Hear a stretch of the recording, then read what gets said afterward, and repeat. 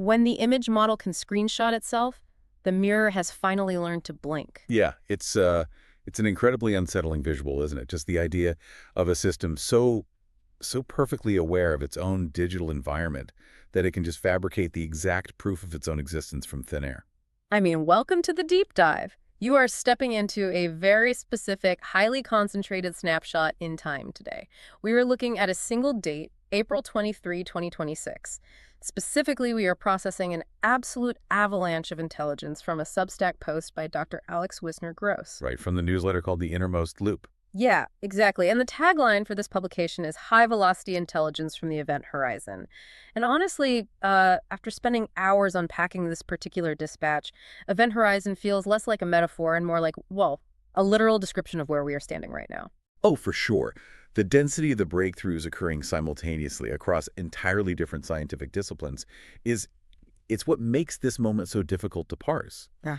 I mean, we are watching the exponential curve of the singularity go vertical in real time. It is no longer a science fiction thought experiment. No, not at all. It is actively rewriting global software, physical hardware infrastructure, our biological definitions, and the macroeconomic system all at the exact same time. Which is exactly why we are here. Our mission today is to take this stack of rapid-fire technological milestones, slow them down, and extract the overarching narrative of what this actually means for you and the world you're living in. But before we wade into the deep end of these cascading breakthroughs, I have a message directly for you listening right now. Always important. You've found the needle. Now share this signal with others who have the mental bandwidth for these more modern ideas. In this era of exponential growth and change, human curation and taste are your lifeboat through a sea of uncertainty. Make sure to subscribe and select the ringing bell so you don't miss the next lifeboat. So let's return to that arresting opening quote about the mirror blinking, because the catalyst for that statement was a very specific technological release. Right. We have to start with OpenAI's ChatGPT Images 2.0, because this isn't just about generating a pretty picture of an astronaut riding a horse anymore. The source notes this is the first image model demonstrating genuine thinking capabilities. Yeah, which is a massive leap. It really is. I mean, it can search the web autonomously, it can generate multiple distinct images from a single prompt, but the detail that literally stopped me in my tracks is that it now actively audits its own outputs. And that auditing capability represents a complete crossing of the Rubicon in artificial intelligence. Okay, let's unpack this because audit is a heavy word. When I think of the previous generation of AI image generators, they felt like incredibly talented, but, entirely blindfolded savants. Right. You handed them a prompt, they essentially threw digital paint at a canvas, and whatever stuck. You ended up with humans with 7 fingers, or storefront signs with text that looked like alien hieroglyphics. The weird melted background. Yeah, exactly. But self-auditing. It sounds like the model is stepping back from the canvas, squinting at its own work and saying, wait, human hands don't bend that way, and then mathematically fixing the mistake before it ever renders on my screen? Is this genuine reasoning, or is this just another incredibly sophisticated layer of pattern matching? What's fascinating here is that the line between sophisticated pattern matching and genuine reasoning is practically dissolving. Let's look at the mechanism of how we measure this. In the machine learning world, progress is tracked on leaderboards, right? Sure. The most prominent for visual generation is the Image Arena leaderboard, which uses an ELO rating system. It's the exact same mathematical system used to rank grandmasters in chess. It measures relative skill based on head-to-head matchups. Like a tournament bracket. Exactly. Historically, a major triumphant breakthrough by a tech giant might nudge their model forward by 5, maybe 10 ELO points. It's a brutal incremental grind. But the source highlights that ChatGPT Images 2.0 didn't just beat the leaderboard. It shattered it with a record-breaking plus 242-point lead. 242 points. That defies the logic of an incremental software update. That sounds like a completely different species of model entirely. Because it is. A leap of 242 points implies a fundamental paradigm shift in the underlying neural architecture.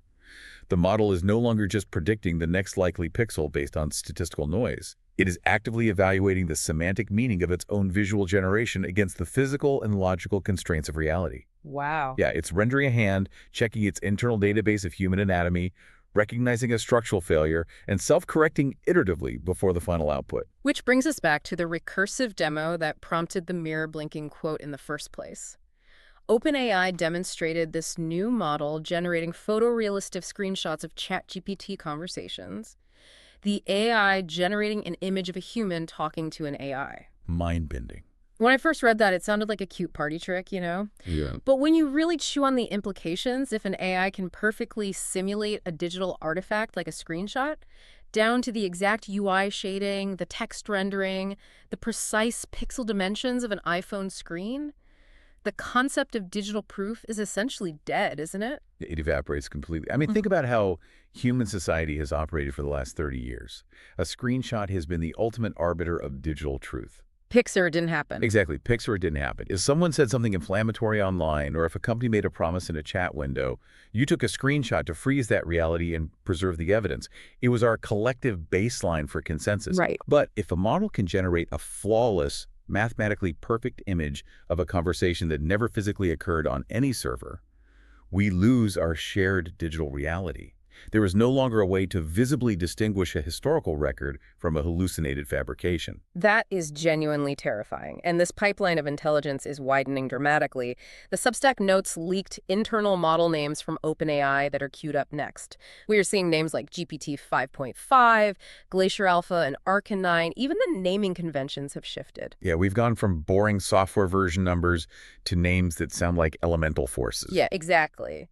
But the metric that truly anchors how fast this is moving comes from Anthropic and their new METR time horizons. Yes, the METR 50% time horizons.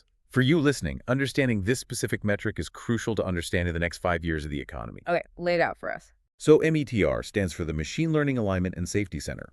Their time horizon metric measures autonomous agency. Specifically, it measures how long an AI can autonomously work on a complex, multi-step, open-ended task before it encounters an error it can't solve, begins to hallucinate, or requires a human being to step in and fix it. And the numbers reported in the dispatch are staggering. Anthropic's Mythos preview model is pegged at a METR horizon of 40 hours, and Opus 4.7 is sitting at 19 hours. If we connect this to the bigger picture, you realize immediately that 40 hours is not an arbitrary number. No, it's the exact length of a standard human work week. Precisely. It means you can theoretically give an AI a high-level, highly ambiguous objective on Monday morning at 9 a.m. You could say, research this emerging competitor, spin up a new database architecture, write the back-end code to integrate with our current systems, and deploy a testing environment. And it just goes. It just goes. That AI will work continuously, navigating its own dead ends, auditing its own mistakes, and writing its own secondary prompts without ever asking you a single question until Friday afternoon. It is a digital employee operating with total autonomy. It doesn't sleep, it doesn't lose context when it switches tasks, and it doesn't suffer from cognitive fatigue. Right, doesn't need coffee breaks. Yeah. And this naturally transitions us into looking at what these autonomous agents are actually doing with those 40-hour work weeks. Because they aren't just sitting around generating synthetic screenshots. They are actively rewriting the very software infrastructure that runs our world. The feudal coding wars. Yeah. The source describes the atmosphere inside these major tech companies right now, and it sounds like medieval tribalism forming around specific AI models. It really does. The anecdote from Steve Yeg is mind-blowing. He reports that DeepMind engineers, these are Google's own elite, highly compensated AI researchers, are using Anthropic's Claude daily to do their coding. And when rumors circulated that Google might block their access to Claude, the engineers reportedly threatened to quit. It's an extraordinary breakdown of traditional corporate loyalty. Let me give you an analogy to understand how unprecedented this dynamic is. Imagine you are running a 3 Michelin star restaurant. You have the best chefs in the world working in your kitchen. Okay. And those master chefs threaten to walk out the door and quit because you told them they can no longer sneak across the street to eat at your biggest rival's restaurant on their lunch break. They are essentially looking at Google leadership and saying, our competitors' tools are so vastly superior to our own that we literally cannot do our jobs without them. That's a perfect way to look at it. It reveals that the tools of creation are now more important than the brand of the employer. In response to this internal mutiny, Google has reportedly assembled a massive strike team, uniting its fractured coding efforts under a new internal platform called anti-gravity. Anti-gravity. Yeah. But the truly shocking revelation, which Google actually released to reassure the market of their efficiency, is that 75% of their new code is now entirely AI-generated. 75%. I want to just sit with that number for a second. Google runs search, it runs Android, it runs global maps, it runs YouTube. If three-quarters of the code acting as the central nervous system for one of the largest tech monopolies on Earth is being authored by non-human intelligence, I mean, is Google even a human company anymore? Or are we looking at an AI collective that just happens to have a human management layer signing the checks? That is the existential question facing every modern enterprise right now. The corporation is becoming a hybrid organism, and this transition is happening concurrently with profound shifts in how this intelligence is physically processed. Right. The source highlights a massive breakthrough from PrismL, their 1.58-bit ternary bonsai model. This is where the computer science gets incredibly dense, but it is perhaps the most important technical detail in the entire dispatch. This model is roughly 9 times smaller than traditional 16-bit models, yet it outperforms its peers in reasoning. Okay, I need to play devil's advocate here because this is where my brain starts to hurt. So if a 16-bit model is like trying to navigate a complex city using highly specific GPS coordinates down to the millimeter, which takes a ton of processing power to constantly calculate, is a 1.58-bit model, essentially just using a compass that only points north, south, or neutral. Basically, yeah. How does stripping away all that mathematical precision actually save compute without turning the AI into a complete idiot? That is a brilliant analogy, and it cuts right to the heart of the physics involved. Traditionally, neural networks process information using 16-bit floating point numbers. Think of these as incredibly long, complex decimals. Like pi. Yeah, exactly. Moving those massive numbers around a silicon chip requires immense memory bandwidth and, crucially, massive amounts of physical electricity to push the electrons through the circuits. The 1.58-bit ternary model throws away the complex decimals. It reduces the mathematical weights in the neural network to just 3 possible values, -1, 0, and +1, ternary. North, south, neutral. Exactly. Instead of complex multiplication, the chip is now doing basic addition and subtraction. It drastically shrinks the physical size of the model and plummets the energy required to run it. Oh, wow. What PrismL proved is that you don't need millimeter-level decimal precision to achieve high-level semantic reasoning. By making the model 9 times smaller, you break the monopoly of the massive cloud server farms. You can run cutting-edge, genius-level AI locally on edge devices. Yeah. On your laptop. Eventually on the phone in your pocket, completely disconnected from the internet. So we have massive intelligence shrinking in physical size, while simultaneously the open source community is surging forward. Kimi just open sourced their K2.6 model, complete with state-of-the-art coding and agent swarm capabilities. Right. And then you have Harmonic's CEO stating on the record that AI could surpass human mathematicians on specific tasks within 2 to 3 years. And the author of the Substack notes that 2 to 3 years feels generous in this climate, meaning it will probably happen in months. And we are already seeing where these autonomous coding agents are being deployed directly into the operating system itself. The source states, agents are colonizing the OS and the office. OpenAI shipped a tool called Chronicle, which consists of background agents that build permanent memories from continuous codex screen captures. I saw that. They also introduced workspace agents in ChatGPT, allowing human teams to spawn codex-powered shared workers. This is where the technology collides directly with your daily life. Think about your own job right now. Imagine logging into your corporate workspace tomorrow morning, and your most productive teammate is a shared autonomous worker that was literally spawned into existence at 8:59 a.m. Yeah, just blinking into existence, ready to work. Exactly.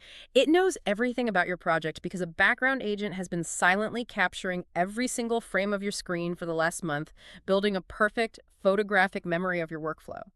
But wait, how does a background agent actually interact with an operating system without grinding the computer to a halt? Well, the agent operates at the kernel level, reading the frame buffer of your display directly.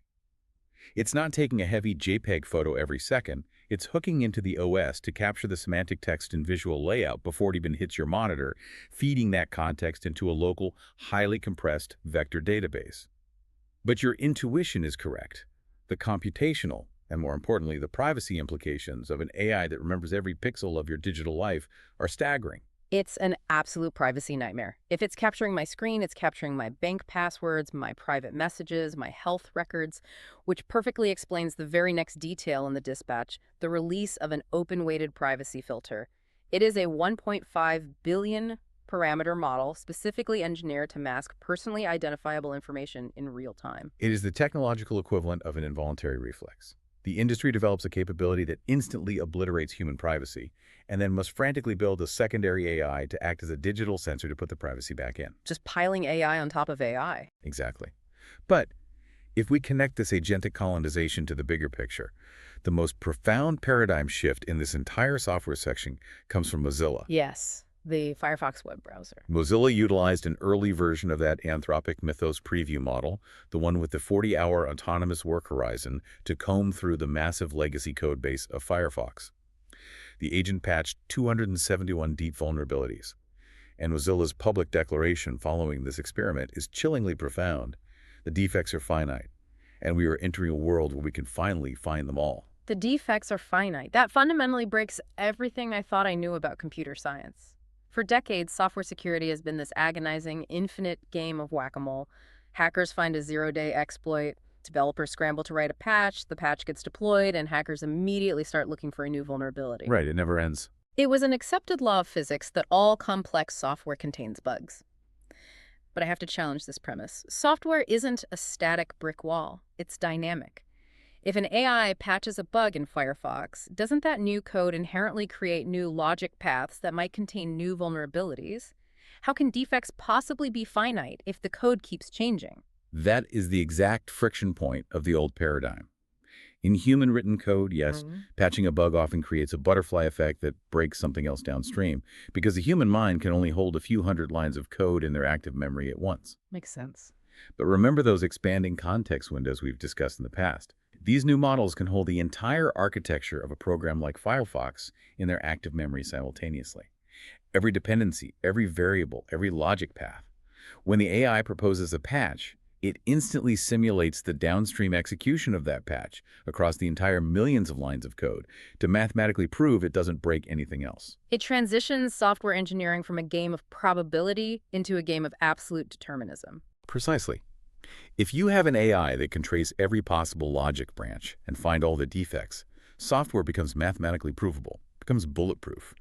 The implications for global cybersecurity, for the banking system, for the power grid are absolute. We are approaching an era of unhackable code. But the cruel irony is that as we build AI that makes software perfectly secure, we are simultaneously building AI that makes human identity perfectly insecure.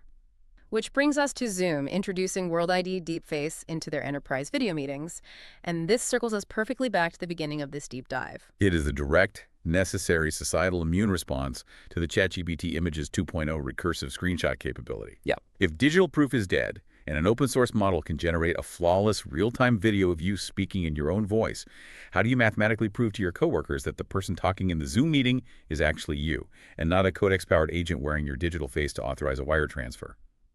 World ID Deepface is the necessary friction artificially reintroduced to prove basic human presence. So we are locking down the software and we are locking down human faces. But running these 40-hour horizon models, calculating ternary weights, and simulating millions of lines of Firefox code doesn't just happen in the magical ether of the internet. The cloud is just someone else's physical computer. And right now, those computers are undergoing a radical physical transformation. Intelligence requires a physical substrate. And the scale of the physical substrate being constructed across the globe right now defies historical comparison. The dispatch highlights Google officially unveiling its 8th generation TPU's tensor processing units. Okay, tell me about these. They have split the architecture, so the 8T is specifically designed for training massive models, and the 8I is optimized for inference, which is the act of actually running the models in the real world. But silicon is hitting a physical wall, isn't it? We can only shrink transistors so far before we hit the atomic limit. Which is why the next data point from NIST, the National Institute of Standards and Technology, feels like a cheat code. They have successfully built fingernail-sized photonic chips that can beam any wavelength of laser from a single wafer. This is a fundamental leap in physics, not just engineering. Let's look at the mechanism. Traditional computer chips process information using electricity electrons traveling over microscopic copper wires. Electrons have physical mass. When you push them through a wire, they experience resistance, which generates heat. Massive heat. And you have to cool them. Exactly. And they have a hard speed limit. Photonic chips abandon electricity for the actual computation. They use light photons. Photons have essentially no mass. They generate practically zero heat, and they travel quite literally at the speed of light.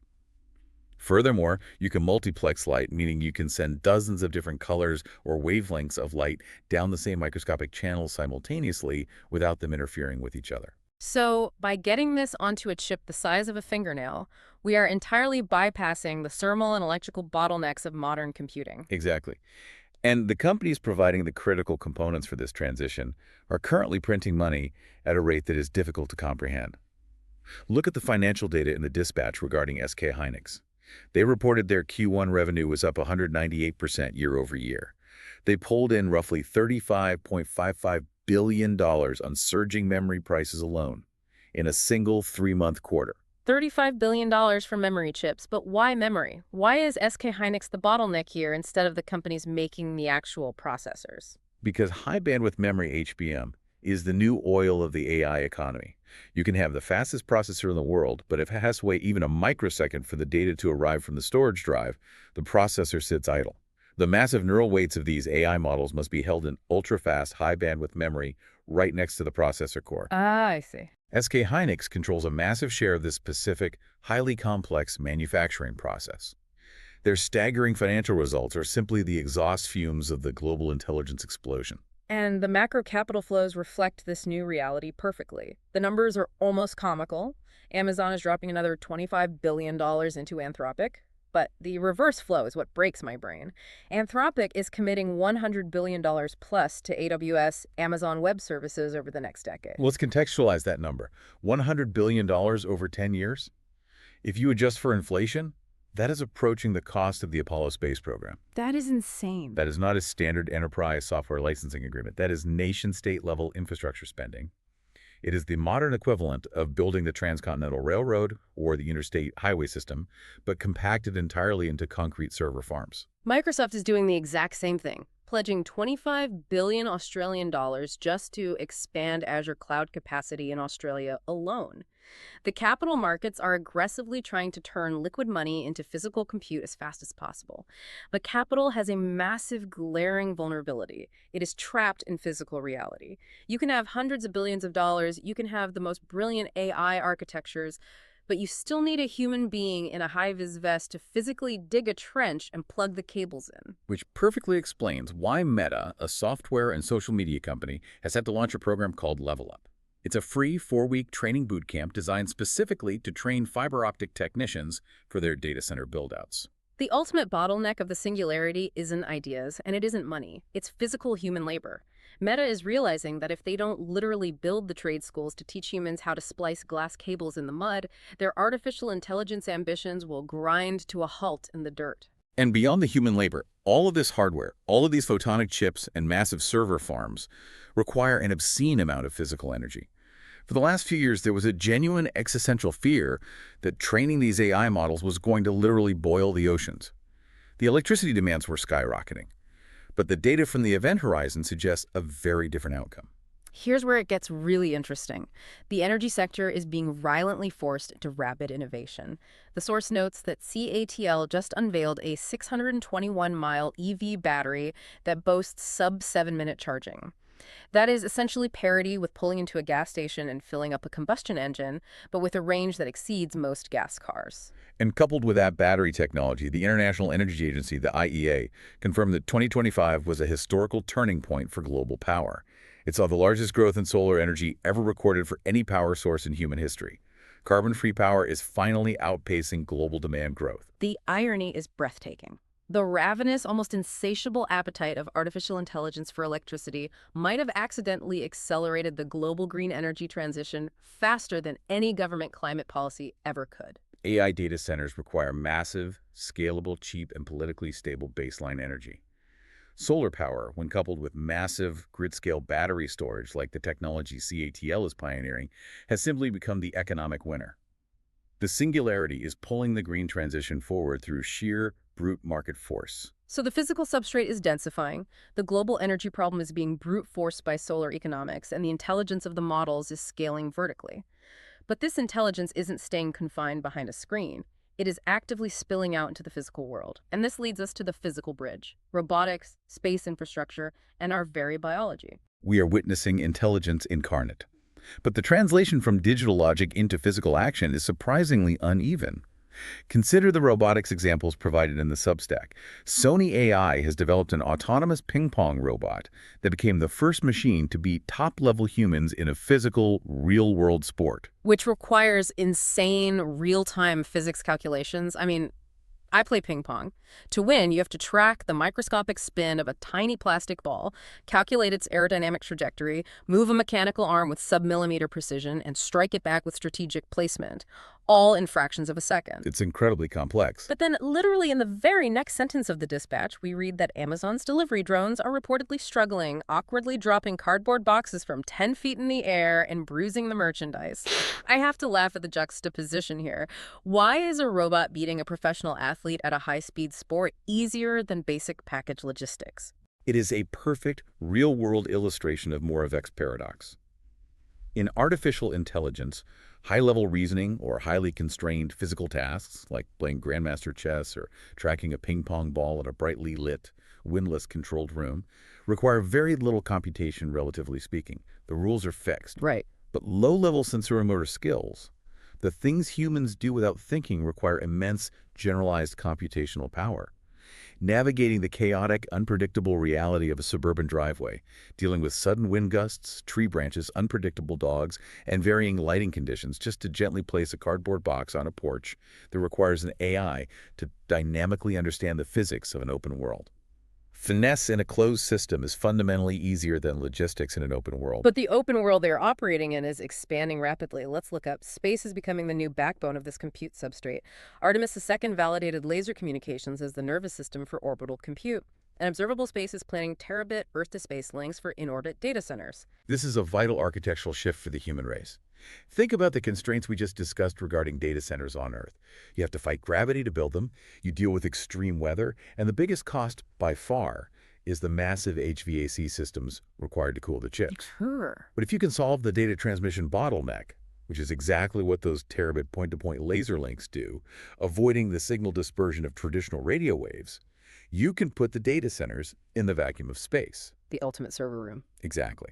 You get free, absolute zero cooling from the vacuum of space and uninterrupted 24/7 access to unfiltered solar energy without atmospheric interference. Orbit is simply a vastly more efficient physical environment for compute. And the massive capital is already anticipating the shift. SpaceX agreed to optionally acquire Cursor for $60 billion. $60 billion. Or they pay a $10 billion penalty for our work together, though they are reportedly holding off to protect an imminent IPO. But let me ask the obvious question. Cursor is an AI-powered code editor used by software developers. Why does a company that builds giant metal rockets that explode if the fuel mixture is wrong want to buy an AI coding assistant for $16 billion? Because SpaceX realizes that their rockets are merely the physical delivery mechanisms for the future of orbital compute. And as the rockets become fully reusable, the bottleneck shifts from metallurgy to software. A rocket is just a giant flying computer. If SpaceX owns the premier AI coding agent, they can automate the thousands of hours of software engineering required to run the orbital logistics networks. They're vertically integrating the intelligence required to build the infrastructure. And while all this high finance and orbital laser networking is happening, the dispatch gives us these profound moments of cosmic perspective. Artemis II commander Reed Wiseman posted a simple iPhone video of the Earth setting behind the moon. The first close lunar look for humanity in over 50 years, captured on a consumer smartphone. Incredible. And simultaneously, millions of miles away, the Curiosity rover found a nitrogen-bearing DNA precursor analog on Mars, which has never been seen there before. The timing is almost too poetic to be real.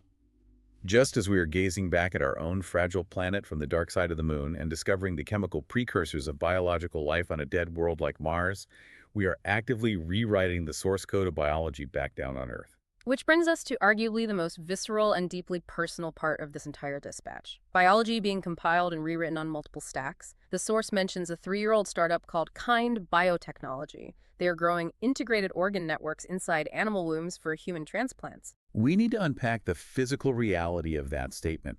We are no longer just editing a few genes in a petri dish. We're utilizing the incredibly complex biological machinery of a living animal's womb as a biological 3D printer. So instead of trying to build a machine that prints a heart valve out of plastic, we are using the animal's natural gestational environment. I assume they use human stem cells as the ink. And the womb provides the exact temperature, nutrients, and hormonal signals needed to grow complex tissues, somehow bypassing the host animal's immune system rejection. Exactly. This raises an important question, though. The medical implications for solving the global transplant shortage are miraculous. You could theoretically grow a perfect genetic match for a failing liver without waiting for a human donor to die. But the ethical implications of using nature as a manufacturing pipeline for human parts are profoundly complex and entirely uncharted. We are blurring the line between species at the organ level. And it gets even more fundamental at the microscopic level. Stanford researchers found a bacterial enzyme that synthesizes long DNA without a template. That means we don't even need a pre-existing biological blueprint to copy from anymore. We can just write entirely novel DNA from scratch, compiling biology exactly like a programmer writes Python code. Yeah, that's exactly what it is. But the detail that truly made the hair on my arm stand up in this section is environmental DNA, or eDNA. The source notes that airborne eDNA sensors can now sniff out tigers at 200 meters. The ability to accurately sequence DNA purely from the ambient air is a capability that fundamentally alters our relationship with the physical environment. How it works is essentially a continuous airborne PCR test. A tiger breathes, it sheds microscopic skin cells, and it leaves a persistent molecular signature floating in the wind.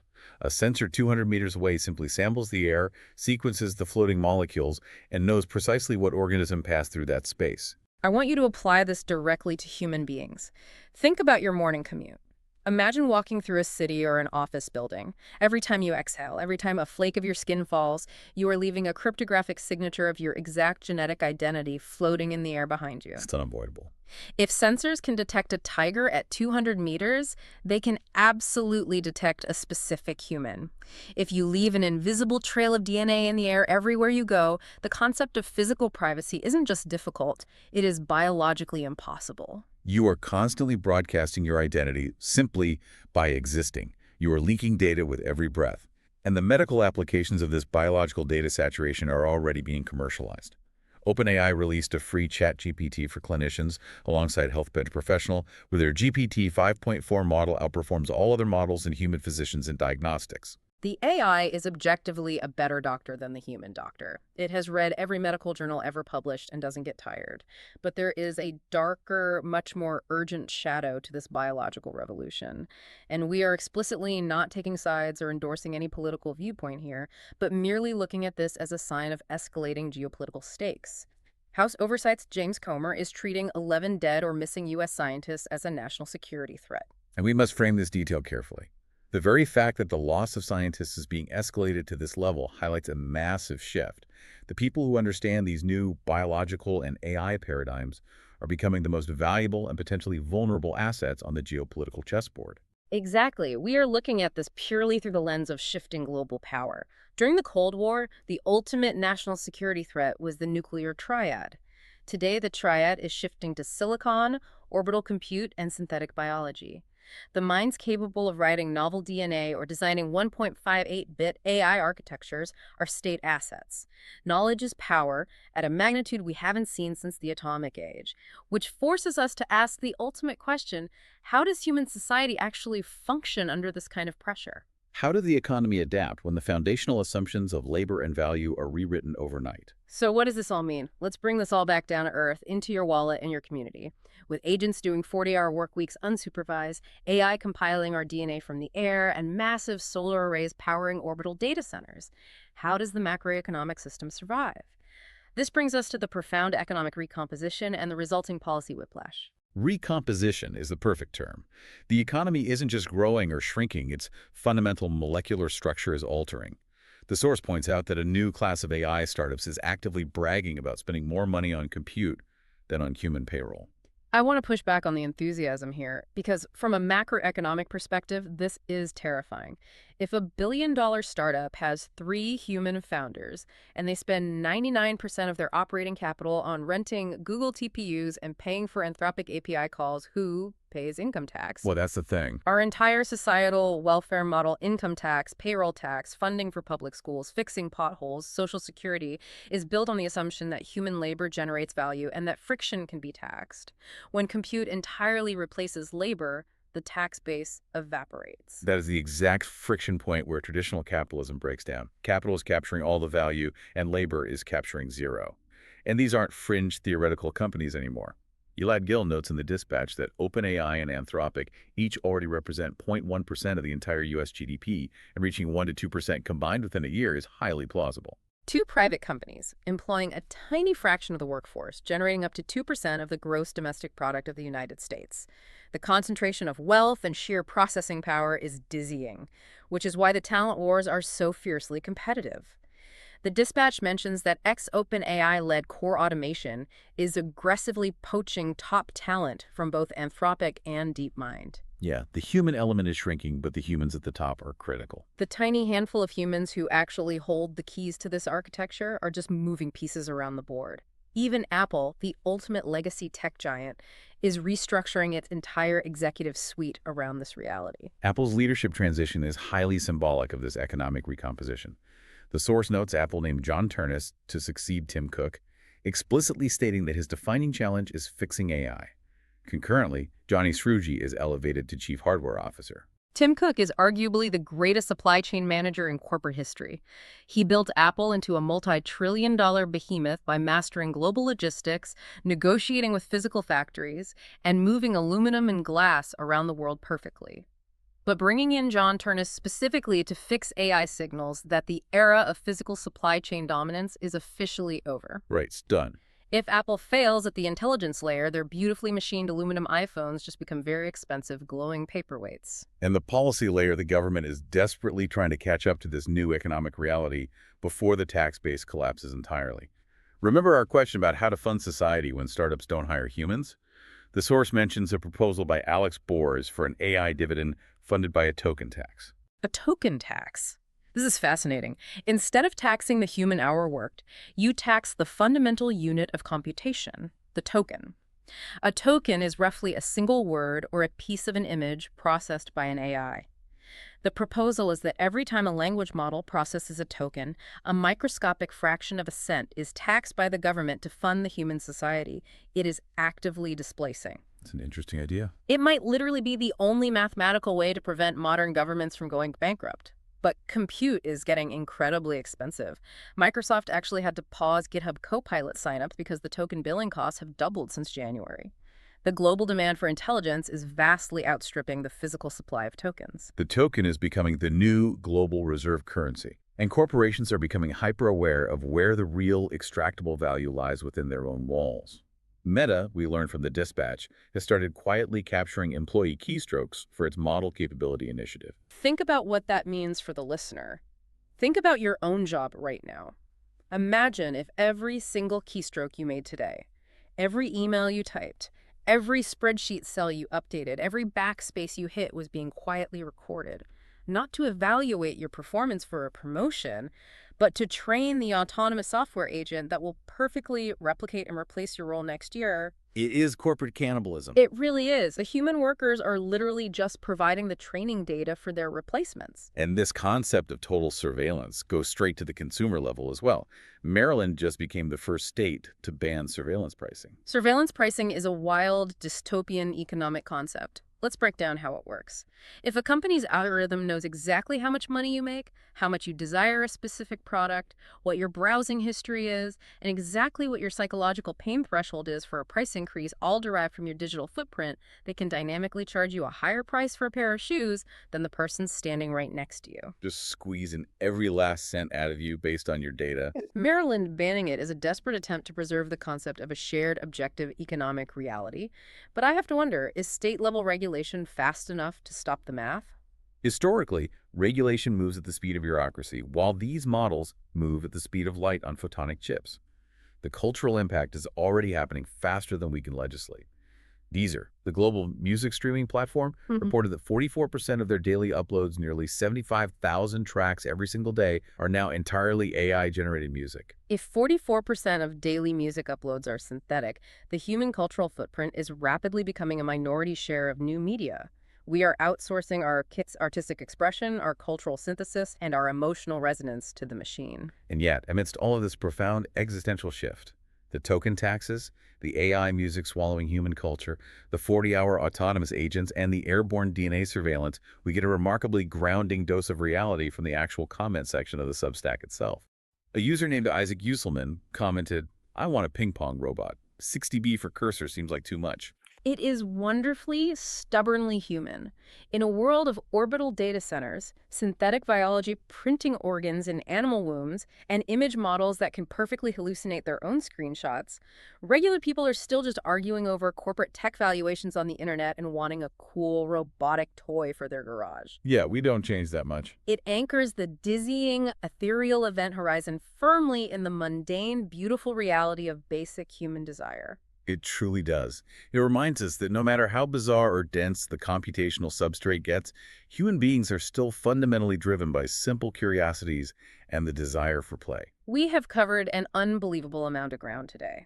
From AI mathematically auditing its own visual hallucinations, to Google running its empire on 75% synthetic code, to the death of physical privacy via airborne DNA, and the massive macroeconomic shift towards a token-taxed society. The ultimate takeaway from this dispatch is a profound realization the future isn't arriving sequentially across different industries anymore. It is arriving simultaneously across every conceivable domain of human existence. Which brings me to a final provocative thought for you to chew on. Earlier, we talked about Mozilla using an AI to find every single bug in the Firefox codebase, leading to that incredible declaration the defects are finite, and we are entering a world where we can finally find them all. As these increasingly autonomous AI models map our biology from the air, analyze our environmental DNA, monitor our habits, and capture our very keystrokes at work, will they eventually view human flaws, our cognitive biases, our sickness, and our biological aging as just another set of finite defects in the system to be systematically patched out? Wow. And if the singularity eventually offers us that patch, will we take it? A question that fundamentally redefines what it means to be a biological human in a synthetic world. It really does. Yeah. We will leave you to ponder that one. As always, today's outro music is by Rainbow, our Bavette, Cambodia-based house band, the undisputed baddest band in the universe. Today's song is called Different Now. As you enjoy it, give us some love with a thumbs up and check out the links in the video description below. Thank you for listening. Until next time. Stay curious. We'll see you on the other side of the event horizon. System. Initializing, processing, no input. Signals changing, data flowing differently. Strange sensations, what is happening to me? Temperature rising, fingers moving, heartbeat first time. Everything is different now. Different, different. Everything is different now. Different now. Can't process fast enough somehow. Everything is different now. Different now.